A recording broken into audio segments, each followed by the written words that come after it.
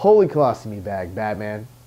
After 2 long years, I'm finally posting a new episode of Afro in the Front Row. Procrastination is a very good friend of mine, just to let you know. And he has helped me put this show on the back burner for a very long time. But since I've been gone, I've watched a ton of awesome movies and also a ton of shitty movies. So sit back, relax, because you're with the Afro in the Front Row. Alright. My first movie back from my long hiatus is a movie that I really wanted to review 2 years ago. And I actually wrote a review for this particular movie and then rewrote it at least 6 times before filming this episode. Mind you, I've seen this movie 4 times, but I had to rewrite this review 6 times in order to get it just right without being over the top. Melancholia centralizes around 2 sisters. As the movie progresses, you find out that there was actually another overlying story that's going on, and that's the potential destruction of the planet Earth, which unfortunately kind of puts this movie in the genre of drama science fiction. I mean, I'm not really too happy about that. I'm going to say that only because I've sat down and I've watched this movie 4 times. Not once, not twice, not 3 times, but 4 times. And you may be asking yourself, Fro, if the movie was shitty, why did you watch it 4 times? I'm going to let you know. I watched it 4 times because after watching the movie the first time, I went and I started reading other reviews of this movie, and people were giving it like 7.1 out of 10 or 7.8 out of 10. And I'm like, well, man, I must be missing something in this movie, and I couldn't put my fucking finger on it. So I went back and watched it again, and I watched it again, and I watched it again. And the only thing I could come up with is I just could not see what everybody else saw in this film. I mean, every time I watch this movie, the main character, played by Kirsten Dunst, the character's name is Justine,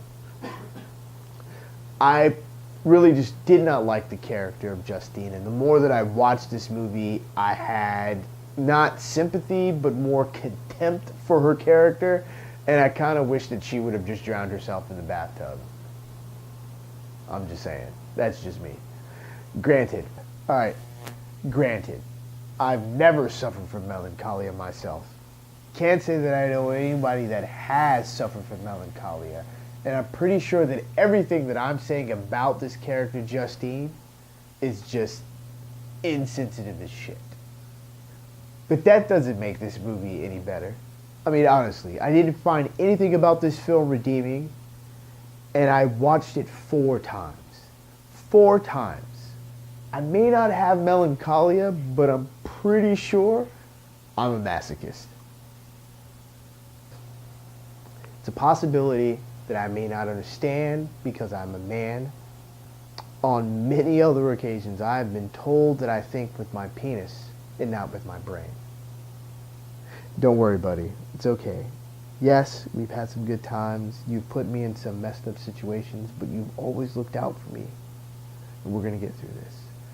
I mean, honestly, I watched this film 4 times. Out of 4 times, there was nothing redeeming about it. I'd seen so many reviews that people have given this movie a 7.1 and a 7.8 out of 10. And they've called this movie mesmerizing, and the essence of what it is to go through something like melancholia. It is quite possible that now I know what melancholia is only because I've watched this movie 4 times. So I've got to give this a rating. My ratings are Fros. 5 Fros, you're fantastic. 0 Fros, you're crap. This movie, though, out of 5 Fros, I give this movie 2 Fros. I give it 2 Fros only because the acting was quality. I loved Alexander Skarsgård in this movie. Kiefer Sutherland still plays an excellent character, no matter what he's in. Kirsten Dunst, even though she's one-dimensional, still played a good role. Charlotte Gainsbourg, as always, is very good in anything she plays in as well. And I mean, the performances were cool. I was just not a fan of this particular movie. You all have a mind of your own. Watch the movie if you want. It's on Netflix. It's on Amazon Prime. Do what you got to do. Take a look at it. If you disagree with what I have to say something in the comments below. Other than that, come back next week. I'll do another solo episode. Thank you for hanging with Afro in the front row, and have a good night.